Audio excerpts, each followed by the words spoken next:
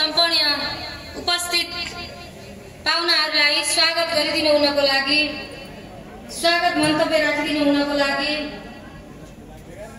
दुग्ध उत्पादक केन्द्रीय सहकारी संघका सञ्चालक सदस्य आदरणीय व्यक्तित्व श्री इन्द्र प्रसाद लुइटेलज्यूलाई आजको स्वागत मन्तव्य राखिदिनु हुनको लागि म हार्दिक अनुरोध गर्दछु।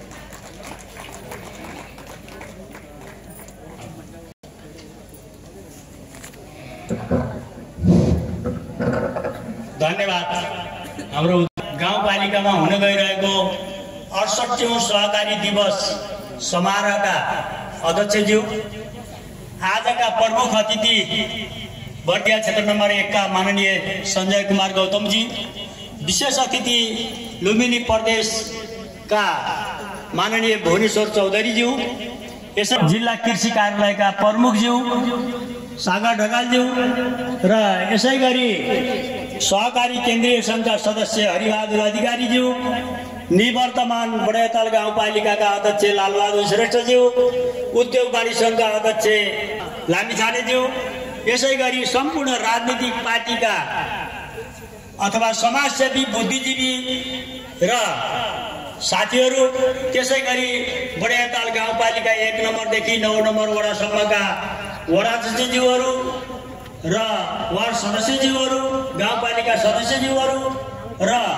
उपस्थित हुनुभएका हाम्रा आदरणीय पत्रकार मित्रज्यूहरू र यसै गरी इलाका प्रहरी कार्यालयका प्रतिनिधिज्यू र सम्पूर्ण बडाइतालवासी सहकारी संस्थाको सम्पूर्ण वर्ग, आज हामीले 38औं भएका थियौँ र 67 र 68 दुईटै हामीले भाग्यले पाएका छौँ। यो हाम्रो दुग्ध उत्पादन सहकारी संस्थाको केन्द्रमा हामीले मनाउन पाइरहेका छौँ। आज साँच्चै धन्दा कुनै कल कारखाना र कुनै मजदुरले काम गर्ने ठाउँ नपाएर बेरोजगार रहेका नेपालीहरूलाई, यहाँका जनताहरूलाई आज सहकारी कार्यक्रमहरूलाई लगानी गरेर जुन सहकारी संस्थाले आज बडाइताललाई सबै चिजमा आत्मनिर्भर बनाएको छ, दूधमा आत्मनिर्भर बनाएको छ, मासुमा आत्मनिर्भर बनाएको छ, तरकारीमा आत्मनिर्भर बनाएको छ, खाद्यान्नमा आत्मनिर्भर बनाएर पनि क्षमतामा आज यी सहकारीहरूले ऊर्जावान तरिकाले जुन अगाडि बढाउनु भएको छ, यी सहकारीप्रति म धेरै धन्यवाद दिन चाहन्छु र आज हामीले स्वागत गर्न पाउँदा हामी धेरै खुसी भएका छौँ। हिजोका दिनहरूमा हामीले अलि भव्य रूपले मनाउन सकिरहेका थिएनौँ र गाउँपालिकाले जुन आर्थिक सहयोग गरेर आज हामीलाई यतिको खुट्टामा टेकेर सबै सहकारीलाई सहभागी बन्ने बाटो देखाइदिनु भएको छ, त्यसपछि बडाइताल गाउँपालिका अध्यक्ष उपाध्यक्ष द्वयलाई म धेरै धन्यवाद दिन चाहन्छु। र भोलिका बर्दिया जिल्लामा भगवती चिन्नुहुन्छ भनेर सबै ठाउँमा हामी किसानलाई आज भगवती दुग्ध उत्पादन सहकारीले मात्रै 3800 मान्छेलाई रोजगार दिएको छ।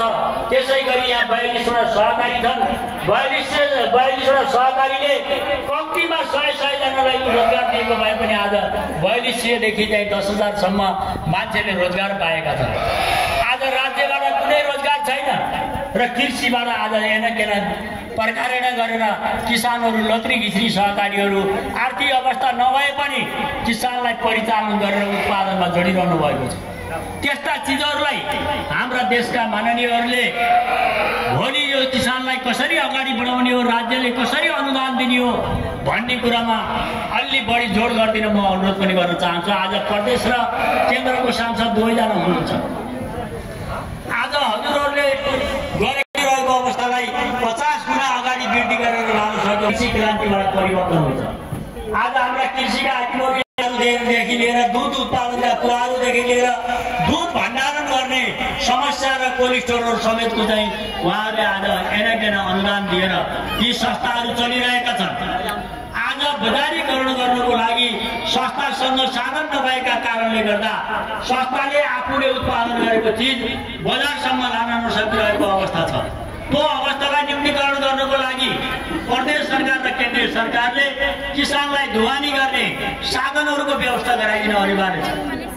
उत्पादन मात्र गरेर हुन्न, त्यसलाई बजारसम्म पुर्याउने समस्याहरू ठुलो रूपमा सचिवहरूले, हाम्रो कृषिका प्रमुखजीहरूले हामीलाई भोलिका दिनमा यी सहकारीहरू राम्रो व्यवसाय गरेर बजारीकरण गर्ने सहकारीहरूलाई मूल्याङ्कन गरेर ती सहकारीहरूलाई व्यवस्थापन बजारीकरणको लागि व्यवस्थापन गरिदिन म यही मञ्चबाट अनुरोध गर्न चाहन्छु। आज हामीले साँच्चै आज हामी चितवन, हेटौडा, बारा, पर्सा, रौतहट, झापासम्मलाई उचितै अगाडि बढिरहेको अवस्था छ बर्दिया जिल्ला। हिजो जहाँ 1 लिटर दुध हुँदैन थियो एउटा करेलो नफल्ने ठाउँमा आज बाँकेर बर्दियाका प्रत्येक बजारमा बर्दियाका तरकारी भरिएका छन्। आज बर्दियाका खसीहरू बाख्रा उत्पादन गर्ने किसानले बर्दियादेखि मासु उत्पादन गरेर पोखरा, काठमाडौँसम्मका मान्छेहरूलाई आज मासु दिन सक्षम भएका छन्। यहाँ भैँसी पालनका कुरा गरौँ, भैँसीका मासुहरू चाइनासम्म पठाउने क्षमतामा